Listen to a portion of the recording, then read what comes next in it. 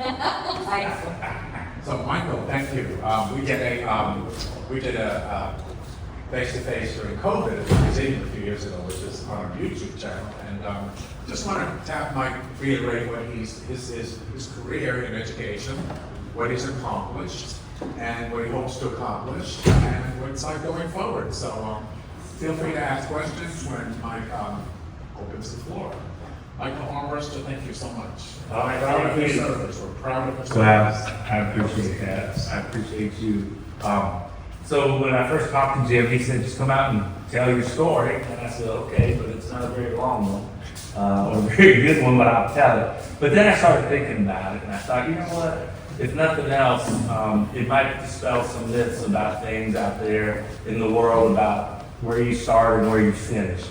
And it's funny to see some of the people that are in here, because some of you know the stories and some of you don't. So I'm going to act like none of you know any of it, and that I'm a stranger to you. And I'm going to kind of start at the beginning, because that's where I guess you should start. So I'm a military brat. My father was in the Air Force 31 years. He was Chief Master Sergeant. I actually, and people have a hard time believing this, but I was actually born and raised in England. My mom is English, my family, half of it is English. I spent my summers with my English grandparents in England when I was growing up in England. My two brothers both stayed in England. When they were old enough when my dad retired, they stayed in England, married English girls, had English kids, English grandkids, did all of that. So I was 16, I guess, at the time that we finally came back to the States. My dad retired, and he wanted to retire in Florida. And I wanted to stay in England, but I was only 16, and I had to finish my senior year of high school. So my plan was to finish my senior year of high school, then go back to England and live with my brothers and all of that. Because one, Florida was too hot. Didn't like Florida. There was nothing about Florida that appealed to me. It was hot, it was ski. We came in July. And we came in 1978, which those of you who were there here then, remember every day at 2 o'clock for some reason in 78, the thunderstorms came, and then the sauna started and all of that. So I actually started my senior year at West Orange, and I had a little bit of an English accent at that time. But having an English accent in Winter Garden in 1978, while some of the girls thought it was cute, some of the boys didn't care for it too much. So I sound like this today because of survival. And when you're a military brat, you learn to adapt to your environments. Because I was in England, I was in Michigan for a year, I was in England, I was in Massachusetts for a year, I was in England, I was in Illinois, I was in England. So you adapt to where you are, wherever you are. So I started out with y'all. That was the first word I worked on. I said, what is y'all? Right? And then I learned what y'all was, and then I learned what all y'all was. So I'm like, that's y'all, and that's all y'all. And then I moved into grits. But I didn't know you had the S on the end, so I would say grit, right? Because grit was a normal word to me, but grits wasn't. And so then I started talking this way and speaking this way, and it stuck. So some people think I'm from Alabama, some people think I'm from North Carolina, but I'm really from England. And so we'll live with that piece of it. So when I did get here, I really didn't care for it. I started going to West Orange, the old West Orange, the circular West Orange, which was a crazy school. Just to be inside. Those of you who remember that school, there were no windows except in what they used to call the commons. All the rest of it there was no windows in the entire building. When the lights went out, it was dark. And moldy and musky and nasty, but I loved it. Yeah. So I go to West Orange. I know I'm going back to England. I know that my goal is ultimately when I go back to England, I'm going to join the service. I want to follow my dad's footsteps and be in the military. But I want to go back to England first because honestly, there was a butcher's daughter that I was in love with, that I was pining for, but she didn't care for me, but it didn't matter. And I needed just more time to get her to like me.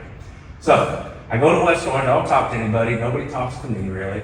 And finally this young man named Lance Huber, and I'll never forget Lance Huber. We didn't go on to be great friends. If I saw him right now, we'd have to look twice to make sure we thought who we were. We haven't seen each other in years.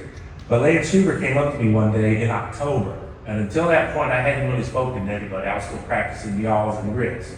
So Lance Huber came up and he said, "Are you from England?" And he's a little bigger than me, and I'm thinking, back then you got a picture, I was 145 pounds, half the man I am today. And so he came up and I'm thinking, what did I do? Why is he asking me that? And he said, I play soccer for West Orange, and I heard you're from England, you want to play? And I said, no. And that's all, because yes sounded too English, so no was easier. I said, no. He said, no, you need to come, we're going to practice today. Practice starts on November 1st, which happens to be my birthday. So in that moment, I thought, well, that's kind of a sign. This is October, practice. I said, well, I got to ride the bus home. He said, I'll take you home, I got a car. I said, okay, all right, I'll do that. So I meet him after school, we get in this Camaro. It's the first time in my life I went over 100 miles an hour. It was down a Poplar Island Road where Olympia High School is now, but where nothing was then. And I'm just holding on thinking, what have I done? And we go to Windermere Elementary School. There's a point called this at some point, I'll get to it. We go to Windermere Elementary School, and we get out, and there's a field where baseball fields aren't now, it used to just be a field. And we get out, and there's these guys kicking a soccer ball around. So I grew up in England. I played soccer my whole life. In England, I was mediocre, really, at best. I could get on the team, but I wasn't that good.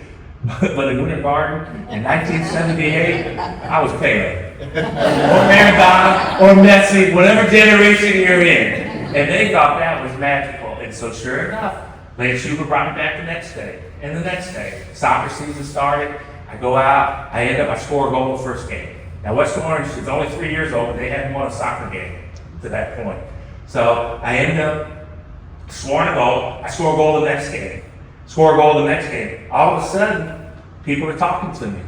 And they want to know who I am, where I'm from, and all that. And so I end up playing the season, and it's going to sound boastful, and it is. I end up with a school record, 15 goals in 15 games. That record stood for a year. But it doesn't matter. That's not the point. The point is, for a time, I had the record. And I ended up most valuable player. But more than that, I ended up going out with 4 cheerleaders, different times, right? Ended up doing that, and all of a sudden, I started falling in love with West Orange High School. It's my senior year, and I know I'm leaving. And then I'm thinking, what am I going to do after this? So I go in to get a physical, and I find out that I have, you're going to laugh at this in a way, eczema. In 1978, eczema was an exclusionary medical condition for the service because, your skin breaks out, your arms start to crack, you can't be in a combat situation, and they got to worry about your skin, right? So you couldn't get in. So then I'm stuck, and I'm like, what do I do? So Chris Davis, who owned Choice Meats for years on Dillard, he was my friend at the time, and then Brian Bowen, who lived down here, Stephanie's brother. We were like the 3 amigos. We finally got connected and all that. He said, why don't you go to Valencia with me? And some of you heard this, and I said, why would I go to Valencia? And he said, to meet girls. I was like, okay. So he took me literally to Valencia, Chris Davis, signed me up for the same classes as him, and he would come pick me up every morning. And some mornings I wasn't up, and he would bang on my door to get me up so we could go to Valencia and meet girls.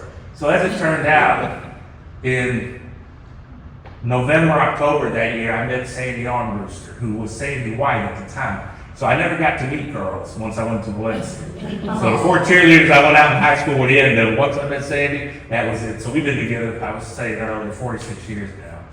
So while I didn't meet girls, I met a girl. And it was the right girl to meet. And that's worked out really well. So Chris, he dropped out of school.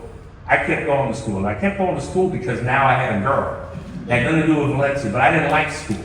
And I really didn't. I didn't care for it. I didn't want to really participate that much in it, but I just kept going because Sadie was gone. And I followed. So in 2 years, she graduated on time, got her AA, and she went to UCF. So I had to go and take, for the 4th time, English Comp 2. Because I kept withdrawing and not taking it. So I finally got through English Comp 2 because, you won't remember this probably, some of you weren't probably alive, but in 1978 there was a movie called Animal House. And Animal House was about fraternity life in the 60s. Sadie was joining a sorority when she went to UCF. And all I had in my mind was Animal House. So my motivation wasn't to get my degree, my motivation was to get there before she got involved with all that Animal House stuff. Right? So it worked. In December, I graduated, and I go to UCF. Still didn't care for school that much, so Sandy's doing her thing, I'm doing my thing. So, but I did join a fraternity. Now, I wasn't like Animal House. I'm just letting y'all know. It had its own, so it wasn't like that. But I joined a fraternity because Brian Bowen happens to be my good friend. He's an Austin Peay. And there's a reason I'm sharing all these little silly things, because it's going to make a connection somewhere down the road, maybe not. But he's in Austin Peay. He happened to join this fraternity when he was a freshman. So he comes down, so I joined the same fraternity, he did, so we can be brothers, right? So I joined that fraternity because of him. Chris ends up not going on any further in school because he opens up Choice Sweets and starts his own butcher business on Dillon Street, right? So I got Chris who got me to go to school, I got Brian who got me to stay in school, but I didn't like school, didn't care for it. But while I was in college, I needed a job. And so Brian happened to work at West Orange Country Club. And I said I was working at Cobia Nursery, which used to be over at Point, because like y'all know what I'm pointing at. Cobia Nursery's building, you know. But anyway, and so Cobia Nursery, I couldn't only work during the week, but I was going to school during the week. So Brian said, why don't you come out to West Orange Country Club? And I said, Brian, what am I going to do? I don't know anything about country club. He said, no, you're just going to do this, this, this. So I got to West Orange Country Club, and I get to be the janitor. And I get to be the dishwasher, and I get to be the guy who blows the tennis courts off. Then I get promoted to parking golf carts, which was a big deal. Then I get promoted to working on golf carts while I'm there. But while I'm there, I realize I don't really like college that much. As much as I love Sandy, I don't really want to go to school. So I get a letter from UCF saying, hey, you didn't attend many of your classes. If you don't do better next time, we're gonna kick you out. And I said, okay, I gotta come up with a strategy. So I ran for president of our fraternity, which was the largest fraternity on campus. I was the first unopposed president in this fraternity. Slam dunk, I win, and you know why? Because I said, they're not gonna throw the president of the largest fraternity on this campus out on their backside. So I got the letter, you're thrown out on your backside. I was also the shortest serving fraternity president at UCF. Still hold that record today. The gold record went away the next year, West Orange, but the fraternity record, still there. But here's the deal, I got kicked out. But as life would have it, the general manager of West Orange Country Club decided he didn't want to stay anymore. And so I'm a 22-year-old kid who just flunked out of college, who's hanging out at the country club doing my job. And at that point, I'd done every job there was except his. I did bartender, I cooked, I could actually make some biscuits. They weren't that good, but they sufficed. He decides to leave, so they're gonna do a national search to find somebody. So they make me the quote interim, just fill him in for time. And after 3 months, Ward Britt, who was the president of the board at that time, still don't understand what he was thinking, said, why don't we give this kid a chance? I'm 22 years old, right? Never had any formal training like that. I went to school, I'm embarrassed to say because of my grammar, to be an English major. You can tell how many classes I missed. But I ended up going from the interim after 3 months to becoming the general manager of West Orange Country Club. 22 years old, I don't know what I'm doing. But I had really good people there. There were people that worked in the pro shop, there were people that worked in the bar, Maisie and Merck, were there for years. I know them. But these two older ladies that served as bartenders, they raised me up and taught me how to do things that I didn't know how to do, right? And they took care of me. And so, funny aside, I married her son and his wife. And this past year, I got to marry Maisie's grandson and his wife. And I share that because of connections that you don't know the people in your life and the connections you're gonna have as life goes on. So anyway, I ended up general manager there, and everything's good, and I'm loving it. And till Sadie and I get married, because now I got a good job. We were laughing earlier about asking parents for your hand in marriage. But what did your dad say? You sure you know what she's like? Yeah, you know what you're like. You can have her because you know what she's like, right? So I went to my in-laws to be, and I asked them, they were out working on my wife's Pinto, and it was a Pinto, don't judge it. And I went out and I asked them if I could have her hand in marriage, and my father-in-law to be, we've been dating now for 4.5 years, said, Mike, we'd be honored to have you in the family. My mother-in-law, who scared me my whole life until I got married with her daughter, looked at me straight in the eye and did it the other way. She said, don't you think you're rushing it a little bit? 4.5 years! I said, well, we're gonna get married. We're gonna get married tomorrow. But anyway, we got married. Things were good. But when you're in the country club business, you work when everybody else is off. My wife was a teacher. So all her holidays meant nothing because I worked all the holidays. I worked all the weekends. And actually back then, because I was 22 years old, 23 years old, I worked 7 days a week. That's just what you did because I had this fear that I can't lose this job because what else am I going to do, right? So there was a member at the country club named Walt Cobb, and he ran the West Side Vocational Technical Center, as it used to be called, for many years. So he came in one day and he had a shirt. I didn't know who he was at that time. I was working the cash register in the pro shop. And he had on a shirt, Westside Vocational Technical Center. And I said, oh, wow, Walt. I said, I didn't know you worked there. And he goes, yeah. I said, my wife is interviewing for a job there today. And he goes, you're kidding. He said, well, I'm doing the interviews. And I said, oh. I said, you want to play Bay Hill? But I had connections. Now, that never happened the way I tell my wife it happened. But that's how it happened. I didn't play Bay Hill. So anyway, he ended up hiring her, right? So then, I'm in year 4 now at the country club, and I realized this isn't necessarily the life I want. Walt is an avid golfer who wants to open a program at the vocational school called Turfgrass Operations, which was golf course maintenance and management, right? And in vocational education, welders don't go to college as a rule, cabinet makers as a rule. So in order to get certified, you have to have so many years of experience in that profession. And 6 years equals a 4-year degree. So if you've been welding for 6 years, you can get a certificate to teach in lieu of having a 4-year degree. So I've been at the golf course at 8 years. And so I said, what about me? And he said, well, that could work. I went and interviewed with him on Monday, and he hired me that day to be a teacher which is what I really went to school for, was to be an English teacher. I was an English major. I wanted to be a teacher, but I just didn't want to do the work to be a teacher at that point in my life. So I did. I went to Westside Tech at the time, and I opened up a brand new program, and we worked with the local golf courses, and we did a lot of adults that would work in their job during the day and come to classes at night to learn how to, do this, that, and the other. So my second year of teaching, someone said, hey, they need a volunteer coach at Western Orange High School for soccer. And I said, well, I'll go over and I'll talk to the guy. So I went over, his name is Pete Abatello. And Pete was one of a kind. I loved him, but he was one of a kind. So he said, yeah, you can volunteer, or I'll hire you for JV. I need a JV coach. So I went and I started coaching, and it was 10 years after I had graduated as a coach. And while I started coaching, I was still working at Westside. So I would go over in my blue pickup truck, which I bought from Ward Britt because he got transferred to Germany. I had that blue pickup truck for 10 years till my daughter was born. And I share that because the only reason I got rid of that pickup truck is because I couldn't put a child care seat because it was the old style with only one seat in the front, right? So here's Ward Britt touched my life there too, So I buy his truck from him. It's a great deal. It was such a good deal that I was so proud of what I did that I went home that night and I told my wife, I said, hey, look at this truck. And she said, well, how much does it want for it?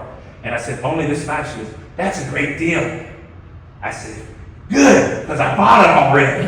Jerry Baker gave me a loan at the bank. That was not a good night either.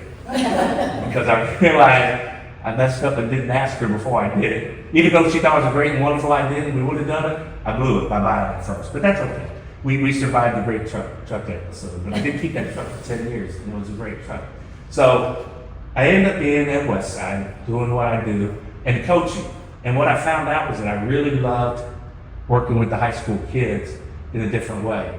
But I didn't have a degree, and I didn't have what I needed to be certified to teach at a high school.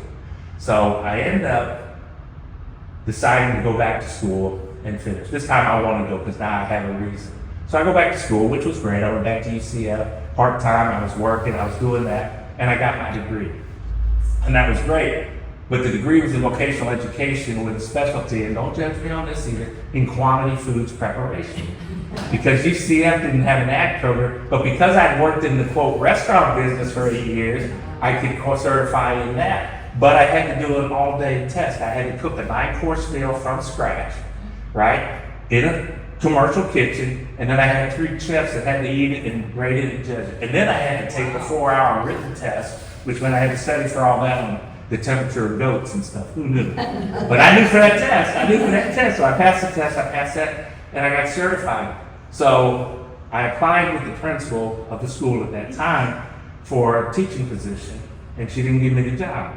And I was like, wow, that's kind of cold, because I still coach in soccer. So then the athletic director position opened up, and I applied for that and had a great interview, thought I nailed it. She didn't give me the job. And I was like, whoa. So then the dean position opened up. I said, I got this one. I know I can do this one. By then I'd been teaching 7 years. I was kind of confident, feeling pretty good about myself. Went in there and had a great, whatever I thought I did wrong in the first, the second one, I thought I handled on the third one. So she didn't give me that job either. And I was really discouraged. I was like, well, I guess I'll never get to the high school. And I really wanted to go to West Orange because that was my school and my community and all of that. And West Orange over those years had really taken me in, Winter Garden and all of that. So I felt obligated in my heart to do that. So anyway, I was discouraged, I was disappointed. And that summer she calls me and says, hey, I got an assistant principal position. I'd like you to take that. I said, I've never been in a high school except to coach soccer after school. Why would you hire me to do that? I said, you didn't hire me for the other 3 jobs. Why would you hire me for that? And she said, because they weren't the right job for you. I said, well, why didn't you tell me that? Instead of letting me go home and cry every night. Talk about it, I told my wife I was failure and nobody wants me.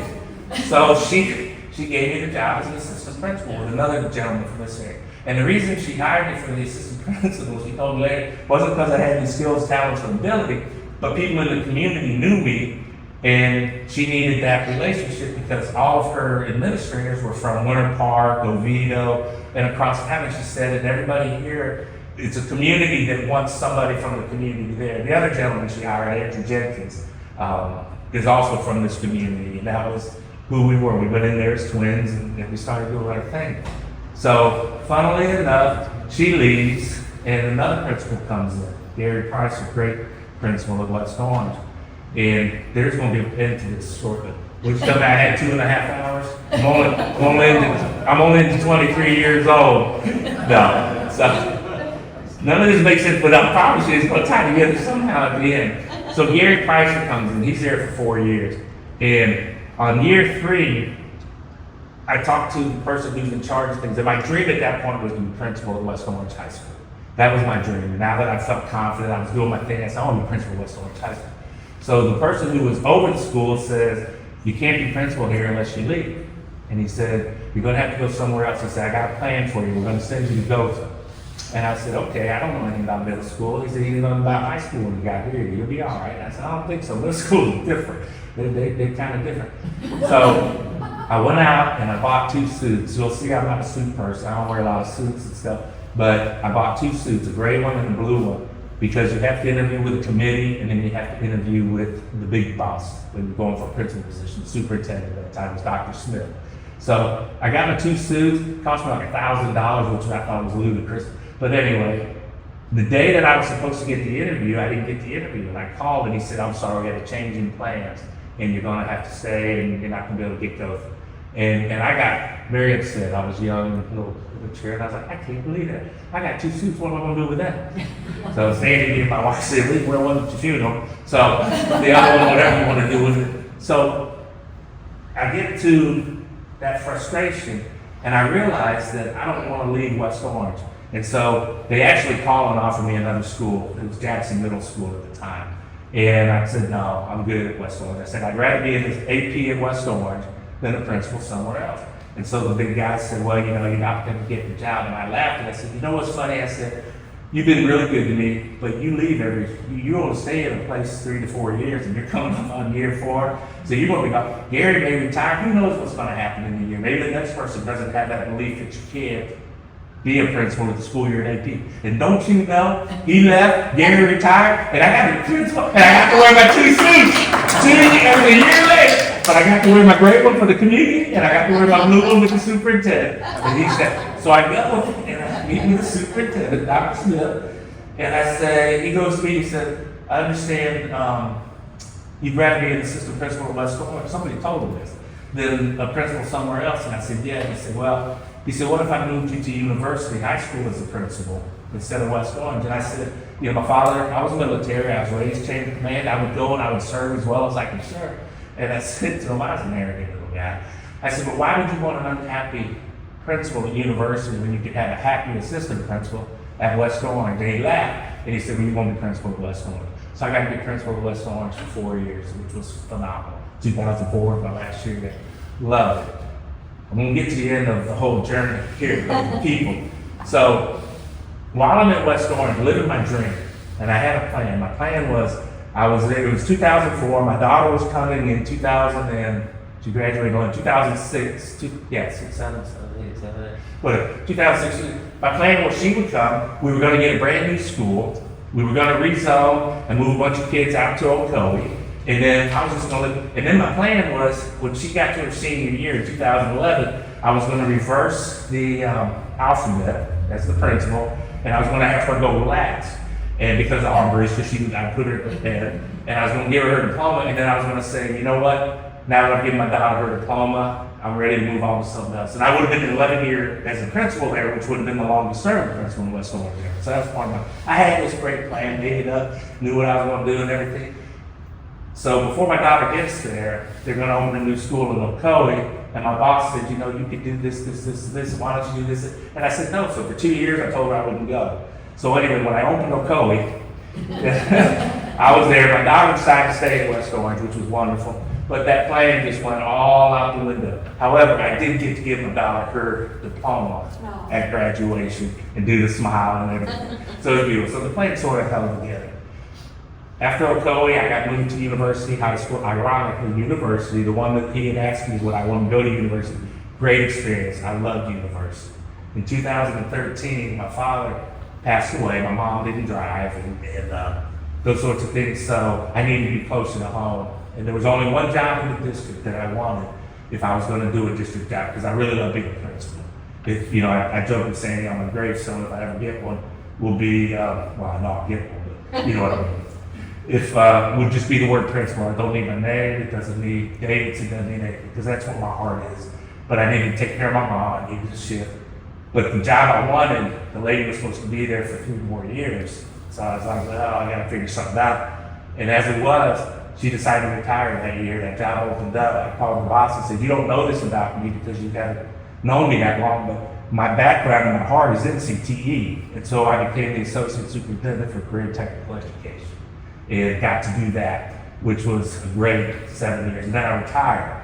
And I'm out of breath for some reason, and I apologize for that. But anyway, I retired, and I retired in the year of COVID before we knew COVID was coming. But I also retired in the year that I got leukemia, before I knew leukemia was coming. So I got leukemia, I guess I got leukemia, I had leukemia, and I had to go through a bone marrow transplant. I went to Moffitt, went through bone marrow transplant, went through all the stuff you go through. I don't highly recommend it. If you can avoid it, stay away from it. But if you got to do it, I would highly recommend Moffitt. It was phenomenal. As it turned out, this past week I celebrated my 5-year birthday from when I got my bone marrow transplant. When you get to 5 years, you're kind of given a seal of approval and you're good to go and move on. So back when I was a principal at West Orange, I promise we'll get into this. When I was a principal at West Orange, we had a group of principals. There were 9 of us. We call ourselves the Justice League. I'm a Batman fan. If you go out and look at a golf cart out there, you'll see a Batman license plate. I got one on my truck too. But we created the Justice League. So I was Batman. We had Iron Man, Wolverine, Wonder Woman, Princess Leia, and a couple of others that were in this group. But we would meet we would have principal meetings in our areas. We were in the West. And we would meet every month after the principal meeting. And we would talk about the district and how stupid they were and how bad they were and how they didn't know how to make a good decision if it hit them on the head, you know. Now I'm that person they talk about. But at the time I was on this side, which was a lot better place to be. And so when that happened, there were 9 of us.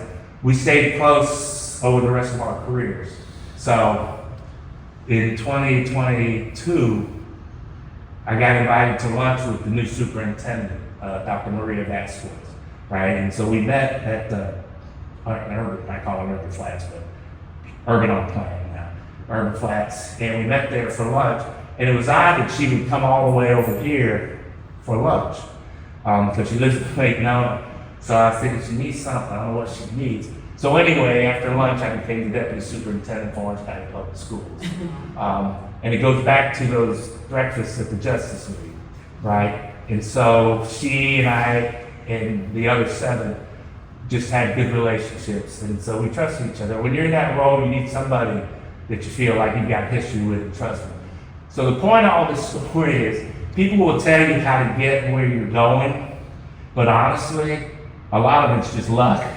A lot of it is just connections, and it's knowing people, and it's not knowing people in the old bad way of a good old boy system. is working with and through people throughout your career so that when opportunities come available, they see not who you are, but who you can be. And that's the message that we try to convey to kids. Everybody is so worried about their child doing this when they're in second grade, and ninth grade, and 11th grade. And it's great, but it's not great. Because if you go into a room full of people and ask them at 18 what they thought they were going to do, and they're now 60, most of them ain't going to be doing what they thought they were going to do. And so sometimes we create a target that's difficult. So career and technical education, when I took over that role, I came up with a silly story, but it's somehow resonated with people. And what it was that in a traditional high school model years ago, college was considered steak, right? Everybody, oh, gotta go to college, gotta go to college. And CTE, what we used to call vocational education, was considered hamburger. And not just hamburger, but like if you love White Castle, have at it. I'm not a White Castle fan. You know, if I'm going to have a Chili's hamburger or a White Castle, then I'm going Chili's every day, right? I'm going with that. But CTE, vocational education, was considered a bad hamburger, right? And it was for those kids, but not for my child. So as time has moved on, career and technical education has really changed from what it was in the old days. And so my analogy was, yes, college is still steak, but career and technical education, getting a good trade, is lobster. And we design programs in schools now where kids can get surf and turf. You can take the advanced placement classes, but you also take some strong career and technical education. It can be computer, it can be electrical. I saw someone send me a poster today because they know that's what I believe in. And the poster said, hey, GPT, finish building this building. And it's got electricians with their ladders and stuff going, because you know what, AI can do a lot of things, but it ain't gonna fix your plumbing. At least not physically down there underneath the toilet, right? And so, all of this is to say that everybody's journey is different, but really, the most important part in people's journeys is how they treat each other and how they realize that the person in front of them may not be the deputy superintendent today, but he may be the deputy superintendent 20 years from now, and why not be nice to him anyway? Whether he's going to be or not going to be, and vice versa. When I was at the country club, there are people in this community that treated me so well when I was there. Ward Britt is a great example. Ward Britt didn't have to hire a 22-year-old, but he was chairman of the board at that time, and he said, you know what, let's give it a shot.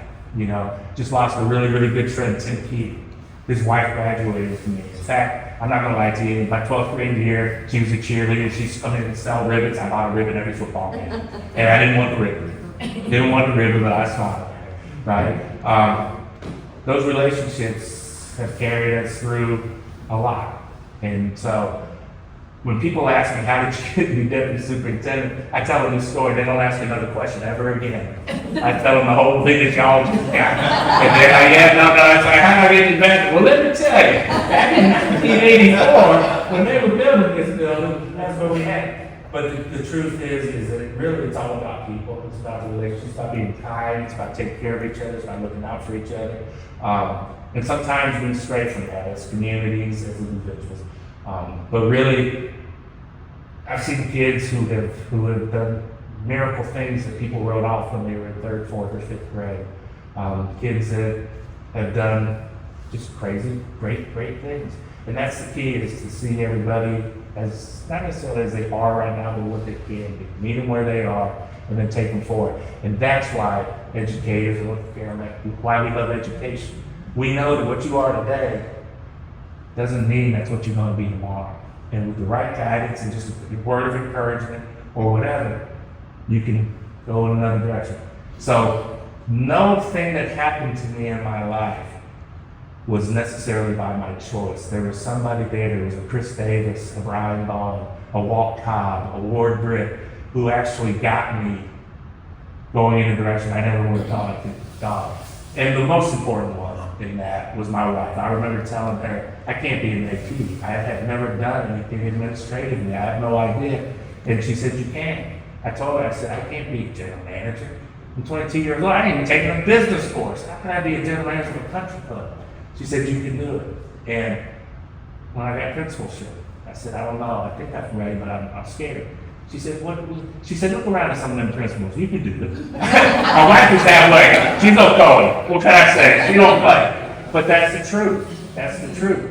And so we all need that encourager. But more than that, we don't realize it sometimes. We have to be that encourager. We have to be the one who tells the kid, you're going to be all right. You can get through this.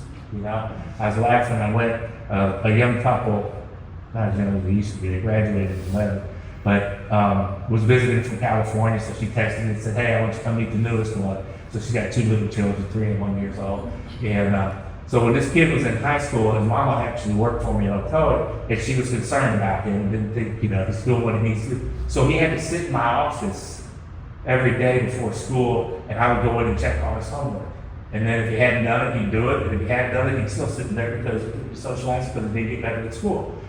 And then she was going through a difficult time. Her family was going through a divorce. There were some different things and whatever. And so somehow they got hooked together, you know, and then they sort of parted ways and they got back together. And I married them on October 6th, which is my wife and I's anniversary. It was me and my wife, him and her, his parents and her mom, and we did it in the gazebo in Tanner Hall. And he was going on a 2-year tour in Japan. He graduated high school, joined the Marines, he's still with the Marines, he's doing great. She graduated, but we were on a plane one day, flying back from a SGA event, and she was sharing me, and I just said to her, like you say to all kids, what are you going to do? She said, well, I don't know if I can do it good, but I'd really like to be a doctor or something like that. I said, why can't you do it? And we talked. And then that year I posted in the school newsletter, we had to write newsletters, so I had to let I made a comment about this young kid who I believe could be a doctor, even if she didn't, or something like that. So anyway, she goes off to college. We stay in touch. I go visit her. She was at, where was she at? St. Augustine, the school up in St. Augustine. So anyway, I was there for her college graduation, and I was there for her graduation when she got her doctorate in physical therapy. And I married him a second time because the first time was to get him married so that she could be his dependent when he went away and take care of all that. And the second time was where they could have a big party. But she's Dr. Family now, it was auxiliary. Dr. Family now. And all it took, and she's told me since then, it was because I was the one person who thought she could do it. And she did it. And that's what I guess my message is it's not about what you know. It really is about how you treat people and that you see value in everybody. And then you try to see what they can be and encourage them all. And I'm grateful to this community of Western Orange, truly. From the time I got in that Camaro and did over 100 miles an hour to today, this has been my home. Up until that moment, my home was always. Now, I still don't like the heat. I still don't like the mosquitoes. I still don't like the snakes that I find in the pool now and then. But I love Winter Garden. I love Winter Garden. I love West Orange County. And that's all I got to say about that. It's Forrest Gump would say. Is that all right? Probably has nothing to do with the college, but I will answer any questions that you have about education or anything about schools, if there's any question you have on that. Yeah. I have a question. So Yeah. what are your thoughts, opinions on young people today? So I'm a mom of 3 adult children now. They're in their 20s. I remember the pressure when they were junior, senior year about what they were going to do for their life, making decisions, what colleges, I mean, very much pressure. But now it seems it's even like freshman year, sophomore year, and it's like these are babies. I mean, they should be just enjoying high school. They're middle school and not the pressure. So what is your advice towards mentoring these young adults or these teenagers when they are so stressed out because they've got to make these decisions now so young, and how schools are guiding them or putting the pressure on them to pick their courses based on what their career path is when they're just trying to decide what they want to do on a Friday night? It's very difficult, and you know, it's a natural tendency to point fingers at different things and different people. But honestly, the soccer mom generation, There were a lot of pluses to it, there were a lot of minuses to it, and we live in a different world than we lived in when we were younger. I mean, we didn't see our parents. I always joke with people that the United States will probably never win the World Cup in men's soccer because in America, again, being a soccer player, in America, kids don't just play soccer by themselves. They don't grab a ball and go out. You go to any other country in the world, they do. But in America, the adults have to be there, the parents have to be there. And so the same thing happens in schools. You know, we went from what we call lawnmower moms, which were the ones who just tried to clear the path in front of the child, to helicopter moms, which were always hovering. And it's not, I don't mean to pick on moms, but moms are generally more involved in the schools. There's a lot of niceness to that, but there's also there are times when a kid makes a mistake and they need to be held responsible. There are times when a child makes a choice and it's a bad choice and it doesn't go the way they want. In hindsight, would it have been smarter and cheaper and all of that to graduate the first time? Absolutely. But the experience that I learned through that failure actually made me better later on when I was working with kids who were struggling and having issues and all that. And honestly, to go from a cart boy at West Orange Country Club to the deputy superintendent of the 8th largest school district in the United States of America on the pathway that I did it shows that I didn't need to take AP classes and all of those things in high school. And that's the message to ask. This competitiveness of thinking that's the thing, then your child ends up going down a path they don't really want to be on, and then eventually you get to a place where they go down the path they want to be on, and it all works out. But as schools, you know, right now mental health is the #1 issue we have, and it's a tough thing because we don't necessarily at the schools cause the mental health, but we're supposed to fix the mental health, right? But there's a lot of pressure out there, social media, all of those things. You know, I didn't put it out there. I went and visited 9 schools or 6 schools, on Monday for the first day of school. And they came up with a silly idea of putting me on a little scooter thing, a little plastic, like you would put a cooler on to roll across it. And they do this thing called the Bugatti, right? It's a trend right now. And so basically what normally happens is you're on a floor like this and they're videotaping and someone grabs your feet and pulls you and you go, like you're riding on, right? So they taught me to do that. And I'm thinking, that's cute. It has over 100,000 views right now between Instagram and Facebook. Now, I've put stuff out there that actually made sense to me to be, you know, heard. I got 7 views and 2 of them were me watching it again and trying to figure out what I did wrong, right? So there's also some misdirection of what really matters. Right? Think about that. 100,000 people saw me scooting across the floor. It's actually a little bit, man. If you want to see it, it's under OCPS school. No. But so to answer your question, it really is a partnership between parents. But as a principal and as an assistant principal, the parents that would come in and just push their kids into things that the kids didn't want to do with the right intention, with love, but the competition is oftentimes more in their head than in the reality of where the kids go. You know, I had remember a young lady, she's a lawyer now, and she wanted to go to Florida because she was in love with Tim Tebow. And even though he was a little bit older, she was like, I don't want to marry him, if he runs around the campus, I'm gonna see him, whatever. But she wanted to go to pre-law. She ended up, and then she finally was between there and Florida State, and her mom happened to pass away her senior year, and she ended up going to Florida State. And I told her, I said everything else. I said, look, I'm not a Gator, I'm not a Stater, I'm a UCF kid. I said, but I'm telling you, there's no wrong choice here. Whichever place you end up, you're gonna be fine. So she went to Florida State, and her plan was she was gonna go do something else, go somewhere else. She ended up in Stetson, graduated top of her class. Makes more, honestly, as a lawyer at her age, which she graduated at 11, the same year as my daughter, than my wife and I make combined with retirement and my salary and her salary that she had.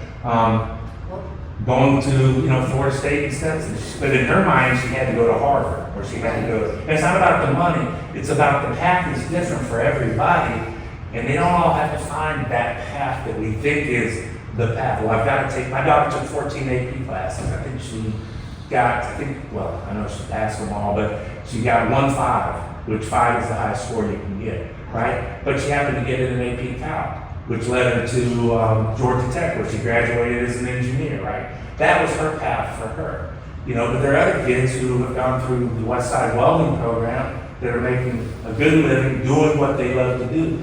The young man that I was talking about that's a Marine, he went through the welding program, ended up joining the Marines, and he works on the, he don't work on it anymore, he actually supervises the people who do.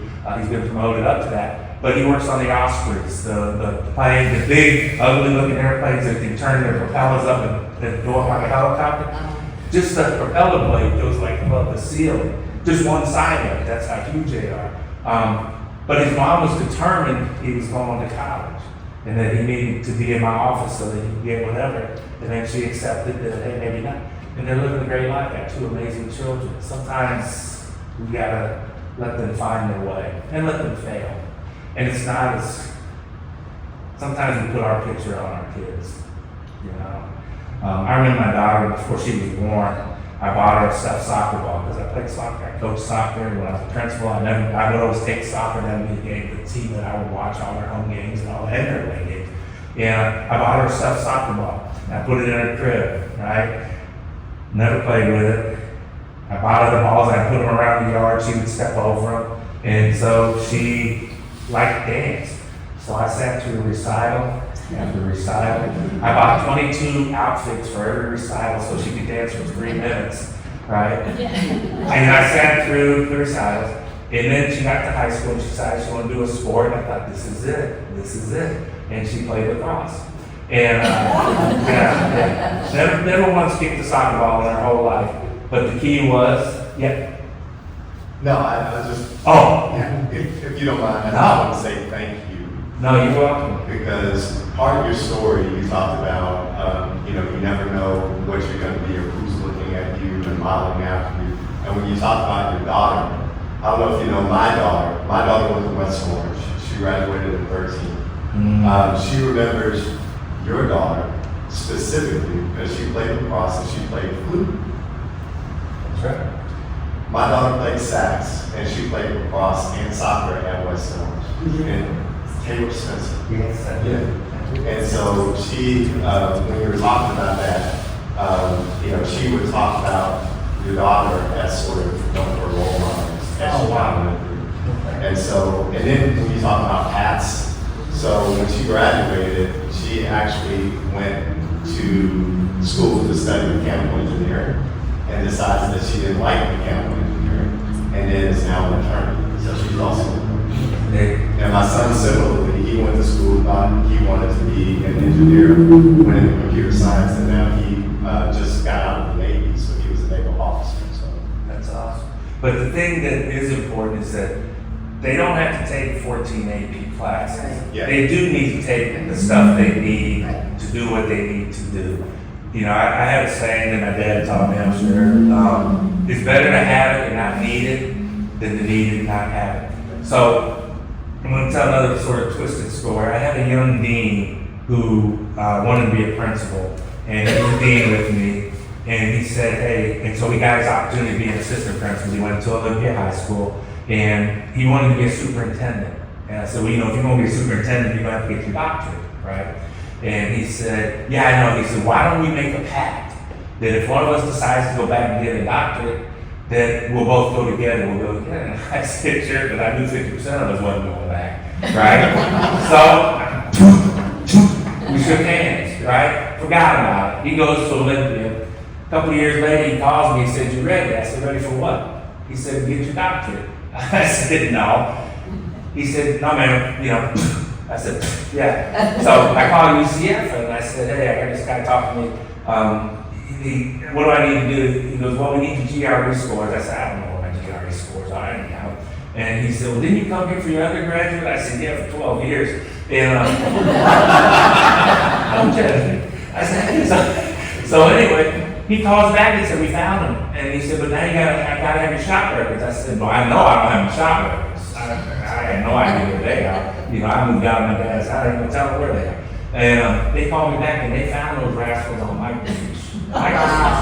He said, we found it, we went back and we pulled it out, we still got a light bulb that works, and there they are. I said, you're kidding me. So he and I go back to college, which I don't want to do. But my mother-in-law wants me to do that. My mother-in-law says, look, she grew up as a migrant farmer, and her husband and her, and they changed. My mother-in-law actually went to the original Orlando Vocational School, which is was the first one that we had. We got 4 campuses now and a satellite campus. And she became a nurse, and she worked, we were talking earlier, she worked in Health Central for 20 years until, well, not Health Central, the old hospital down here, until the new one opened, and she would work there, so she had 30 years in. But anyway, she would always tell me education is one thing. They can take the house, they can take the car, but they can't take your education. So she would push me to go. So between that and the fact that it was on microfiche and some other things, I decided to go. So we did, we took our classes together. So then at the end of the classes, you have to do a dissertation, which is like a book, right? Which is thrilling. But anyway, he went on and he did his boom, boom, boom. And he got a principalship and he got a different job. He went to Charlotte Mecklenburg and he's been superintendent in Boulder, Colorado now for, gosh, probably 10 years. And he went on his thing. Meanwhile, I'm back at the house still trying to knock out the dissertation because it just doesn't interest me. So my mother-in-law gets cancer, has cancer. And so over Thanksgiving in 2009, she passes away. But this time my mother-in-law was tough. She was a tough problem. She loved me. She made my wife get decaf tea for me, so I didn't get caffeine too much. And that's another story. But anyway, before she passed, she said, I want you to finish your degree. Promise me you'll finish your degree. Now this woman is dying. She knows she's dying. She's 2 or 3 days away from it. It mattered that much to her. And I said, you know, what are you going to tell somebody who's on their deathbed? And you're going to say, yeah, I promise you I'll do it, you know. And then I was like, oh my God, what did I just do, right? So sure enough, I'm getting where I'm going and I'm not doing it. And every Saturday I get up and I just wouldn't do it. So I told you I got moved to University High School. When I got moved to University High School, my boss at University High School was also taking her doctorate classes with me back then. My boss at University High School was Maria Vasquez, who's the current superintendent of Orange County Public Schools. When I got to University High School, she says, I know you didn't want to come here, which I didn't. I mean, I've been in this area, I've been at West Side, West Orange, and Ocoee High School. That's where my whole career had been. That's where I wanted to be. Now I'm in university, which is all the way on the east side of town. She had me get transferred out. She said, listen, she said, you're going to be all right. It's going to be fine. She said, well, how come you're not Dr. Armbruster yet? And I said, I just hadn't had a chance to do it. I just, I made an excuse because when I started it, I was principal at West Orange. Then I was principal at Ocoee. Now I was in the university. So I'm going to be at 3 schools trying to finish my doctorate, right? She said, I want you to take 2 days off, do what you need to do. You don't have to tell me when, just disappear, work on it, do what you need to do. The professor out there, her name was Rose Taylor, Dr. Rose Taylor. She had worked in our district and I knew her and she liked me and I helped her when she was here. She stops by the school. Now she's a professor at the university. I can promise you she would not have driven to Ocoee High School, but it's right there, right by University Central Florida. She stops and says, hey, bring me your rough draft Monday. I'm going to pick it up. I'll bring it back to you by Friday. Next Monday you bring me the corrections. Next Monday you bring the corrections. Had I not got moved to university and landed with Maria and been that close to there, it wouldn't have happened. But here's the thing. I defended my dissertation, which is the process you have to do to get called a doctor. I defended my dissertation on November 5th, 2010, which was the last day of the last semester of the 7 years you're allowed to finish.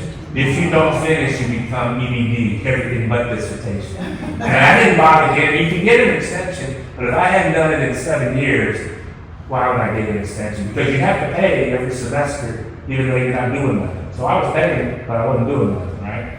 But anyway, so on November 5th, the Dr. Taylor said, do you have anybody who's gonna come in while you're defending? I said, yeah, they'll be here with me. So we started, she said, where are they? And I said, it's my mother-in-law. I said, today's her birthday.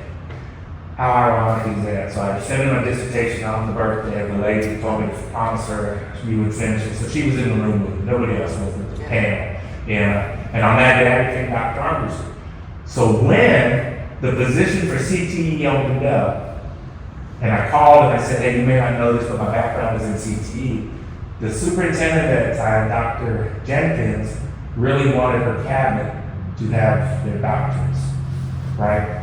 So when the people that were being interviewed were interviewed, if you were to look on paper and even on careers, we were all pretty equal.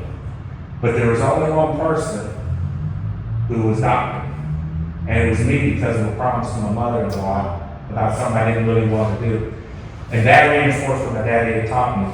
It's better to have it and not need it than to need it and not have it. So back to your question, they need to take a rigorous course of curriculum. They don't need to take 14 AP classes. My daughter did, but she didn't pass. But the beauty of my daughter, she didn't, I shouldn't say she passed, she passed. She didn't care if she got 3, 4, or 5. She wanted the experience of being in high academic classes. Whether she passed the test or not wasn't relevant to her. She didn't care about that. She cared about the experience.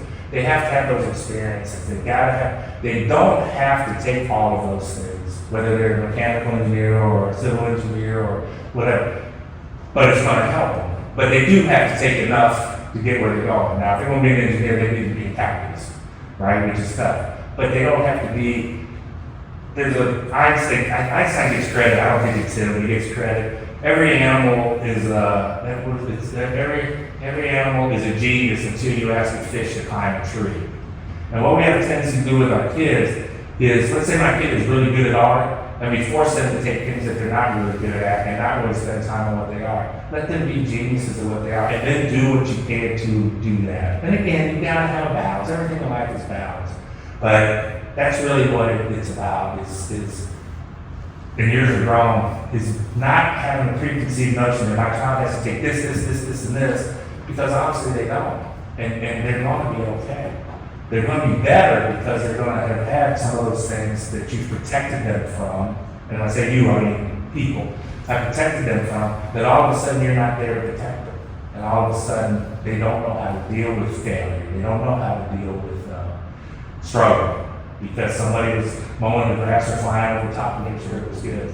And some people don't like when I share that, but that's really what I watch. And I've been in a lot of conferences and a lot of, scenarios where you can just see the child is going, it's all about the parent.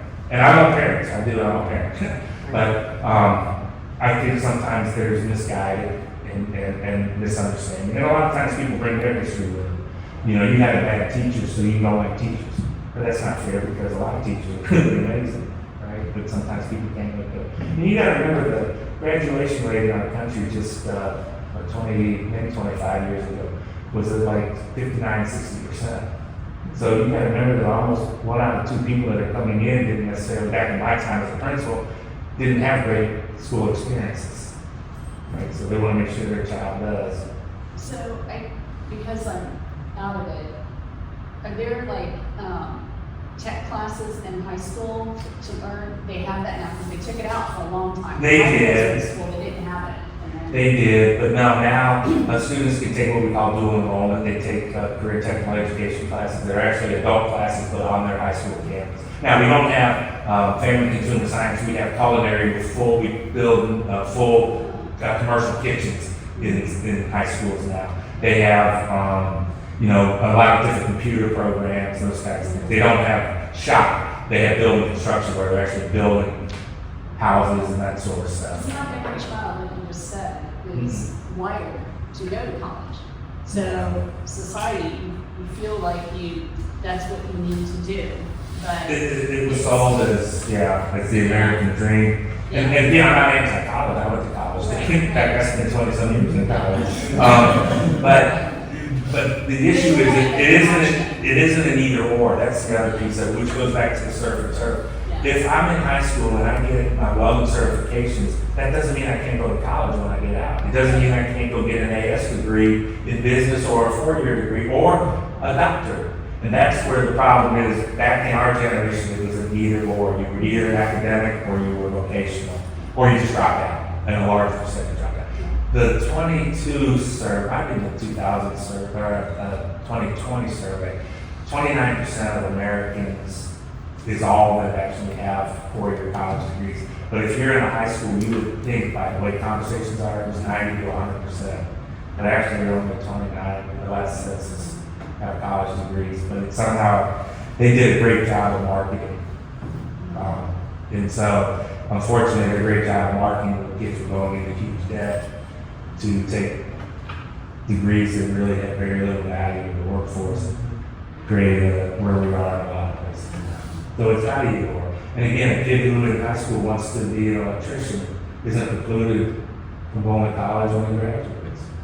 But in the old days, you either did or you did. So, but anyway, thank you for asking. Anything else that I can answer? I will tell you that we have a bunch of kids. Traffic is worse now than it was 2 weeks ago, right? If you're out on the road in the morning, in the afternoon, when the buses and everything else are out, we need bus drivers. If you know anybody who wants to be a bus driver, we need bus drivers really, really badly. But we've got our lowest vacancy numbers in probably decades. I think in our entire district we have, I want to say, it's going to sound like a lot, 53 vacancies, but we've got 14,000 teachers, so that's really small. In years past, we've had as many as 400 or 500 at this point in time, because teachers are getting harder and harder to find. And why is that? Is that because of the parenting? Well, see, I will tell you that has a big part of it, because it's hard to find coaches now. Like, I wouldn't coach today because it's just not worth it to listen to me abuse the way that a lot of them. I know I'm sounding really bad, and it sounds like, but I'm just telling you, it doesn't matter if 15 parents are really wonderful. If there's 2 calling your names all the time, and the 15 just let that happen, it doesn't, and they're not going to it doesn't take much of that for you to finally say, I'm not doing this anymore. But yeah, it's hard. The pay hasn't kept up. So when Sandy and I got married and I left the country club, it's another one of my smart decisions, I guess. But when I was at the country club and I left it as general manager to teach, I took 50% pay cut, right? I went from like 35,000 at that time. It doesn't sound a lot, but back then for us, especially at that time, I was 26, 27 years old, I guess. I went from 35 to so Sandy and I were making combined $36,000 a year. We both teachers, both same level, right? We bought our first house in Otoe for $40,000, right? Which was very attainable for us at that time. Little small block house up Salt Lake Circle, right? Today, 2 teachers there are making $100,000 together. They start at $50,000, making $100,000. Tell me where you can find a house in Winter Garden or Otoe that isn't 3, 4, 5 times that. Our salary matched our first house within $2,000. So even though they're making 50 and I was making 18, the houses that they're buying, my house on Otoe sold for $380,000 last time it sold, and it's just still a little 900 concrete block. So the teachers today, a couple of teachers today, would have to pay 3.5 times their salary for that house that just 38 years ago now to be standing on. So it hasn't kept up. They're underpaid, they're undervalued, they're treated poorly in a lot of cases. Now, I say that, there are also a lot of them that are treated really well and they love their job and do it for nothing. But if you're a youngster coming up in this generation and the generation before, getting into where they divided, there's not a lot of appeal. There's not. There's a lot of, like Florida, and I'm not talking politics, but Florida is a very difficult state to work in, politically, depending on what your beliefs are, compared to most states. It's a very difficult state for teachers to work in. A question, OCPS is actually doing some advertising now, which I find super interesting. Public schools have never had to do something like that. What's your thought on that? Well, it's necessary because, again, this is one of those things, the dollars that dollars used to stay in a pot. And if you decide to go to the private school or the home school and do different things, there was no funding for you. That money that would have been for your child stayed in the pot. It was divided by those in public education. Now, with what they call scholarship, you take the money with you. So, for example, if I have a child and I put him in homeschool, or I want to put him in private school, I take that $9,000 now, and that becomes mine, and then I pay to the school, or I pay to services, I homeschool, I can do a variety of things, but I get the money. So what's happening is people are doing that, and our enrollment is dropping in the public schools, not the potential students in Central Florida, but their choices now, which, again, I'm not anti-choice, I believe in choice, I don't have a problem with that. But the effect of that is that you're going to lose students, especially in the lower grades. They're going into much smaller settings. I don't know if you've been in the back of the shopping center right by the library going out of town. There's behind it, it's, what's the name of it? It's, what? Highlight Academy? Yeah, it's an academy, but it's part of, it's a micro school. And so what they do is, and it's good, I visited twice, because we're actually looking at how can we do something like that within the public schools, even if it's renting our facilities to them to have the night schools. It's a great choice for people who, maybe their kids are athletes and they've got unusual schedules, maybe they have special needs, different things. And so they go and they pay them, and they don't have teachers, they have facilitators. So the child learns what the parent wants them to learn, and they're all individualized, and they're all age groups. It's like the old Little House on the Prairie Red Schoolhouse. And then they take their funding out of the pot to do that. And so yes, choice, while it's wonderful, has an unintentional consequence of taking people out. In the old days, when I first, there was only one choice. I mean, you had private school, and private school we paid for, and then we had public school, and the vast majority of people paid for public school. So this budget that they're utilizing in public schools now to advertise, where's that budget coming from? From our marketing budget within the schools as a foundation. So those dollars are raised to help us advertise. Because, you know, every time a student leaves, that's dollars we've lost. So we're like, there's a company we're utilizing that if they get the student back into public school, we get say 9,000, we pay them a fee, I think it's close to 1,000, whatever that number is. But you gain 8,000 instead of losing 9,000. So that's part of that. But yeah, we're having marketing rates we never had to, just to keep them going. And the irony is, and everybody has their own stories, there are such amazing opportunities in public school. They have high schools today, middle schools is unbelievable.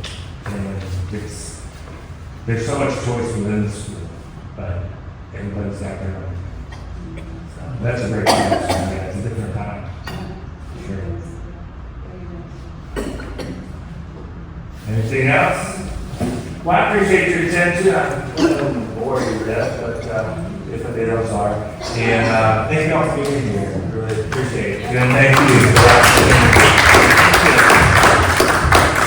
I'm